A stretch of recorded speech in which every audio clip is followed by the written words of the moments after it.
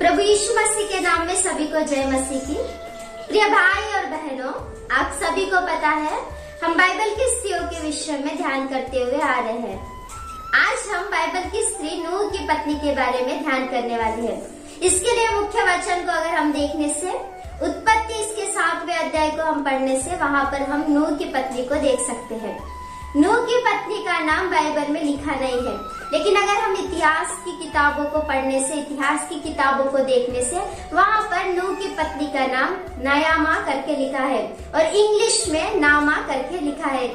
एक स्त्री जन्मने के बाद उसे अनेक पात्रों को निभाना पड़ता है, जैसे कि जन्मने के बाद उसको एक बेटी का पात्र, उसके बाद में एक माता का पात्र और उसके बाद में एक सास का पात्र उसको जमाना पड़ता है। तो अगर हम नूह की पत्नी को देखने से उसके जीवन में इसने किस प्रकार से अपने पात्रों को पूरा किया, किस प्रकार से इसने अपने पात्रों को पूरा किया, किस प्रकार से ये अपने पति के साथ थी, किस प्रकार से ये अपने बच्चों के साथ थी, किस प्रकार से इसने अपने जीवन को पूरा किया करके आज हम नूह के पत्नी के जीवन को ध्यान करने वाले हैं। तो सबसे पहली बात को अगर हम देखने से एक पत्नी का पात्र इसने पूरा किया। नूह जब जहाज बांध रहा था, नूह जब काम कर रहा था, तो उसके कामों में इसने कभी अड़थड़ा नहीं लाया या आप करो, मैं आपके साथ नहीं रहूंगी, आपको जो मर्जी है वो करो, आपको जैसा लगता है वैसा करो करके नूह की पत्नी ने कभी नहीं कहा। उत्पत्ति इसका 7वां अध्याय 7वें वचन को पढ़ने से और उत्पत्ति इसका 7वां अध्याय 13 वचन को अगर हम पढ़ने से वहाँ पर नूह और उसका परिवार, उसकी पत्नी, सभी लोग जहाज में चढ़े करके हम देख सकते हैं। तो नूह की पत्नी के जीवन को अगर हम देखने से नूह की पत्नी के अंदर एक मदद करने वाला स्वभाव को हम देख सकते हैं। उसी प्रकार से आप जहाज बांधते हो, आप ही जहाज में जाओ, मैं क्यों आपके साथ आऊं, इस प्रकार से घमंड के स्वभाव को हम नूह की पत्नी के अंदर नहीं देख सकते हैं। यानी नूह की पत्नी के अंदर दूसरी बात को अगर हम देखने से इसके जीवन में घमंड को हम नहीं देख सकते। उसी प्रकार से नूह की पत्नी के अंदर नम्रता को हम देख सकते हैं और आज्ञाकारिता को भी हम देख सकते हैं। आप कह सकते हो, आपको प्रश्न पढ़ सकते हैं कि नूह की पत्नी के बारे में तो इतना अच्छा बाइबल में लिखा नहीं है, तो आप कैसे कह सकते हो कि नूह की पत्नी के अंदर एक अच्छा आज्ञाकारिता स्वभाव है, नूह की पत्नी नम्रता के स्वभाव के साथ थी, नूह की पत्नी ने अपने पति के साथ मदद की करके। अगर हम अय्यूब इसका 2रा अध्याय 10वें वचन को अगर हम पढ़ने से अय्यूब अपनी पत्नी के साथ कहता है, हे मूढ़ स्त्री, तू इस प्रकार से क्यों कहती है। देखिए, अय्यूब ने अपनी पत्नी को इस प्रकार से कहा करके बाइबल में स्पष्ट रीति से लिखा गया है। अगर नूह की पत्नी ने भी इस प्रकार से अपने पति को कहा होता या इस प्रकार से बातें अपने पति के साथ की होती तो जरूर पवित्र आत्मा परमेश्वर पवित्र शास्त्र में लिखवाते थे। अगर इसके बारे में इस प्रकार से बातें लिखी नहीं गई है तो जरूर वो आज्ञाकारिता और नम्रता के स्वभाव के साथ और बिना घमंड के साथ थी करके हम यहाँ पर देख सकते हैं। हम देख सकते हैं कि जब जहाज में ये लोग चढ़े थे तो इनके साथ 8 लोग और सभी पशु पक्षी थे करके हम यहाँ पर देख सकते हैं। तो इन सभी लोगों का उसने अच्छे तरह से देखभाल किया, उनके साथ उसने अच्छे तरह से काम किया करके हम यहाँ पर सीख रहे हैं। बारिश सिर्फ 40 दिन और 40 रात ही आई, लेकिन अगर हम इतिहास की किताबों को देखने से, इतिहास की किताबों को पढ़ने से लगभग भूमि पर 1 वर्ष तक पानी रहा करके हम वहाँ पर पढ़ सकते हैं। तो 1 साल तक इसने अपने परिवार को, अपने सभी जानवरों को, सभी पशु पक्षियों को इसने अच्छी रीति से देखभाल की होगी करके हम यहाँ पर सीख रहे हैं।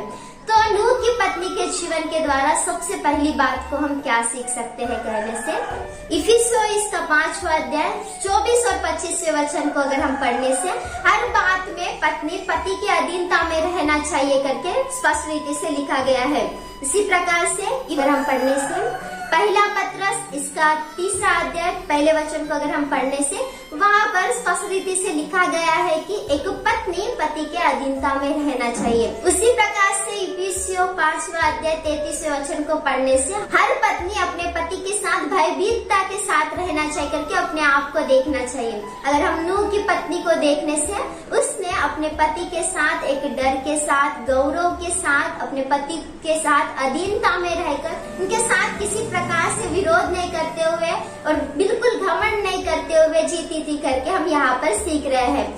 तो तो इस पहले पॉइंट के द्वारा हम क्या सीख सकते हैं कहने से, एक पत्नी होने के नाते आपके जीवन किस प्रकार से है। क्या आप अपने पति के साथ एक सहकर्मी की तरह या उनकी मदद करने वाली की तरह हो? क्या आप एक पत्नी होने के नाते अपने पति के हर बात में उसकी सहायता कर रहे हो, बिना घमंड के साथ वो जैसे कहते हैं उस प्रकार से आप चल रहे हो, या अपने जीवन में उनके साथ आज्ञाकारिता या नम्रता के स्वभाव के साथ हो? नूह की पत्नी के जीवन के द्वारा हम सीख सकते हैं कि हमें अपने पति के अधीनता में रहना चाहिए, उनको गौरव देते हुए और उनके हर एक बात में उनके साथ चलकर बिना घमंड के साथ हमें जीना चाहिए और नम्रता के स्वभाव के साथ रहना चाहिए करके नूह की पत्नी के द्वारा हम इस पहले पॉइंट में सीख सकते हैं। दूसरे पॉइंट को अगर हम देखने से, नूह की पत्नी ने माता का पात्र भी पूरा किया। देखिए, नूह और नूह की पत्नी को 3 पुत्र थे। उसने अपने पुत्रों को एक आत्मिक रूप से जीना, कैसे जीना चाहिए ये सिखाया, अपने पुत्रों को सही शिक्षा देती थी करके हम देख सकते हैं। अगर हम वचन को पढ़ने से, नीति वचन इसका 22 अध्याय 6वें वचन में इस प्रकार से लिखा है, लड़के को उसी मार्ग की शिक्षा दे जिसमें उनको चलना चाहिए और वह बुढ़ापे में भी उससे ना हटे करके वचन में स्पष्ट रीति से लिखा है। देखिए, नूह की पत्नी ने इसी वचन के अनुसार अपने पुत्रों को सही मार्ग की शिक्षा दी, क्योंकि उन्होंने बड़े होने के बाद भी उन मार्ग में से नहीं हटे करके हम यहाँ पर सीख सकते हैं। जब नूह जहाज बांध रहा था तो पहले ही परमेश्वर ने नूह से कहा था कि इतने लोगों को तुझे जहाज में रखना चाहिए, तो कितना बड़ा जहाज बनाएगा। नूह इतना बड़ा जहाज बना सकता था, लेकिन उसके साथ उसके पुत्रों ने भी उसकी मदद की करके हम यहाँ पर देख सकते हैं। उसके पुत्रों ने उसकी मदद की, इसीलिए वो जहाज इतना बड़ा बन सका करके भी हम यहाँ पर देख सकते हैं। तो आप कह सकते हैं कि नूह के पुत्रों के बारे में तो इस प्रकार से वचन में लिखा नहीं है, वो किस प्रकार से अपने माता पिता के अधीन में थे करके कहने से, अगर वो अपने माता पिता के विरोध में रहते या अपने पिता के साथ कहते मैं आपके साथ जहाज में नहीं आऊंगा, आप ही चले जाइए, ऐसे अगर कहते तो पवित्र आत्मा परमेश्वर जरूर बाइबल में लिखाते थे। उनके बारे में बाइबल में बुरा करके कहीं भी लिखा नहीं है। वो अपने माता पिता के अधीन में रहकर उनकी बातों को मानकर अपने माता पिता जैसे कहते हैं वैसे चलने वाले थे करके हम इस दूसरे पॉइंट में सीख सकते हैं। तो एक माता होने के नाते आज आपके जीवन किस प्रकार से है? क्या आज आप अपने पुत्रों को आत्मिक रीति से जीना सिखा रहे हो? क्या आज आप पुत्रों को अपने माता पिता के अधीन में रहना, उनकी बातों को मानना सिखा रहे हो? आज एक माता होने के नाते आपके जीवन किस प्रकार से है? कुछ माता है, कुछ सिखाने वाले, अच्छी रीति से सिखाने वाले रहते हैं और बुरी मार्ग पर भी सिखाने वाले रहते हैं। उदाहरण में बाइबल में देखने से अतल्याह ने अपने पुत्रों को बुरे मार्ग पर चलना, बुरी रीति से चलना करके सिखाया था। लेकिन अगर हम हन्ना को देखने से उसने अपने पुत्रों को आत्मिक जीवन में कैसे बढ़ना चाहिए, आत्मिक रीति पर कैसे चलना चाहिए करके सिखाया था करके हम बाइबल में देख सकते हैं। तो आज एक माता होने के नाते आपके जीवन किस प्रकार से है? क्या आज आप अपने पुत्रों को आत्मिक जीवन में चलना सिखा रहे हो? एक माता पिता, आप तो खुद अपने आत्मिक जीवन में रहते हैं, लेकिन अपने पुत्रों को संसार की रीति पर चलना, संसार के इसमें बढ़ना सिखाते हैं। लेकिन नूह की पत्नी ने अपने पुत्रों को आत्मिक जीवन में बढ़ाया, आज्ञाकारिता में बढ़ाया। तो इस दूसरे पॉइंट के द्वारा हम क्या सीख रहे कहने से, एक माता होने के नाते अपने पुत्रों को आत्मिक जीवन में बढ़ना और आज्ञाकारिता में रहना सिखाना चाहिए। अगर हम तीसरे पॉइंट को देखने से, नूह की पत्नी ने सास का पात्र भी पूरा किया। नूह की पत्नी को 3 बहुएं थी। अगर हम बाइबल में देखने से वहाँ पर इस प्रकार से लिखा नहीं है कि 3 बहुओं का कभी सास के साथ झगड़ा हुआ था या सास का 3 बहुओं के साथ झगड़ा हुआ था। उनकी पत्नी को 1 बहू नहीं बल्कि 3 बहुएं थी और ये सभी लोग जहाज में मिलजुल कर रहते थे करके हम यहाँ पर देख सकते हैं। जब इन्होंने जहाज पर चढ़ा था तब ये सभी लोग, उनके 3 बहुएं, उनके पुत्र, नूह की पत्नी और नूह, सभी लोग चढ़े थे और ये सभी मिलजुल के रहते थे। इन्होंने कभी नहीं झगड़ा किया होगा, ना एक दूसरे से ऐसे मनमुटाव किया होगा, लेकिन ये लोग अच्छे रीति से रहते होंगे करके हम यहाँ पर देख सकते हैं। नूह की पत्नी अपने 3 बहुओं के साथ एक अच्छे स्वभाव के साथ और प्रेमी स्वभाव के साथ रहती होगी, क्योंकि जब नूह के बहुएं अपने मायके को छोड़कर ससुराल को आई थी, उसके बाद ही ये लोग जहाज में चढ़ गए होंगे। जब पानी खत्म हुआ, जब ये 40 दिन 40 रात बारिश रुक गई थी बाद में, तो ये जब जहाज में से उतरे तो सब कुछ नष्ट हुआ था। तो ये नूह के बहुओं के माता पिता भी नष्ट हुए होंगे। तो एक माता का प्रेम भी नूह की पत्नी ने अपने बहुओं को दिया होगा करके हम यहाँ पर देख सकते हैं। बाइबल में लिखा नहीं है, लेकिन ये एक आत्मिक स्त्री की तरह हमें यहाँ पर दिख रही है। नूह अगर हम देखने से नूह की पत्नी एक आत्मिक रूप से थी करके लिखा नहीं है, लेकिन ये एक आत्मिक स्त्री की तरह हमें दिख रही है। इसने अपने सांस के पात्रों को पूरा किया, वो भी एक बहुत ही अच्छे रीति के साथ पूरा किया करके हम यहाँ पर देख सकते हैं। तो एक सास होने के नाते आज आपके जीवन किस प्रकार से है? क्या आप अपने बहुओं को अच्छे रीति से देख रहे हो? एक प्रेमी, जब बहू अपने मायके को छोड़कर ससुराल में आती है तो उसे मिलने वाला प्रेम, माँ के रूप से मिलने वाला प्रेम सास होने के नाते आज आप उन्हें दे रही हो। कुछ सास को अगर हम देखने से माता का पात्र तो बहुत अच्छे से निभाते हैं। एक माता होने के नाते अपने बच्चों को किस प्रकार से बढ़ाना चाहिए, अपने बच्चों को किस प्रकार से पोसना चाहिए, उन्हें किस प्रकार का प्रेम देना चाहिए, ये सारी बातें माता का पात्र वो बहुत ही अच्छे से निभाते हैं। लेकिन जब सास का पात्र उन्हें आता है, तब ये लोग सीरियल्स को देखकर, फिल्म्स को देखकर, उनमें के एक्शंस को देखकर अपने बहुओं को बहुत ही सताते हैं। तो नूह की पत्नी ऐसे बिल्कुल नहीं थी। नूह की पत्नी अपने पात्र को बहुत ही अच्छे रीति से निभाई। अपने सास होने के पात्र को इसने बहुत ही अच्छे से निभाया।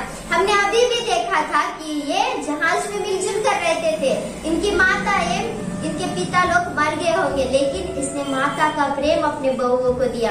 तो आज सास होने के नाते इस तीसरे पॉइंट के द्वारा हम क्या सीख सकते हैं कहने से? तो एक सास होने के नाते अपने बहुओं को एक माता का प्रेम या एक अच्छा प्रेम देना चाहिए। तूने अपने घर में से ये नहीं लाया, वो नहीं लाया, उनको टॉर्चर करना या उनको तकलीफ देना नहीं रहना चाहिए। लेकिन जैसे हम अपने पुत्रों को प्रेम देते हैं, जैसे हम अपने लड़कों को प्रेम देते हैं, वो भी हमारी लड़की है, वो दूसरे घर से आए लेकिन एक बेटी की तरह उसको देखना चाहिए करके हम इस तीसरे पॉइंट के द्वारा सीख सकते हैं। नूह की पत्नी के जीवन को अगर हम देखने से इसने 3 पात्रों को बहुत ही सही रीति से किया। सबसे पहले तो इसने एक पत्नी का पात्र बहुत ही अच्छे रीति से किया। अपने पति के अधीनता में रहकर, उनके साथ नम्रता के स्वभाव के साथ रहकर, उनकी सभी बातों को मानते हुए, उनके साथ अच्छे से काम करते हुए भी करके हमने पहले पॉइंट में देखा। दूसरे पॉइंट में देखा कि इसने एक माता का पात्र भी बहुत ही अच्छे रीति से निभाया। अपने पुत्रों को आत्मिक जीवन में इसने बढ़ाई। अपने पुत्रों को आज्ञाकारिता में रहना, अपने माता पिता की बात मानना करके भी सिखाया था। और तीसरे पॉइंट को अगर हम देखने से इसने अपने सास का पात्र भी बहुत ही अच्छे रीति से निभाया। अपने सास होने के नाते अपने बहुओं के साथ वो प्रेम के साथ थी जो प्रेम उनकी माताएं उन्हें देती थी।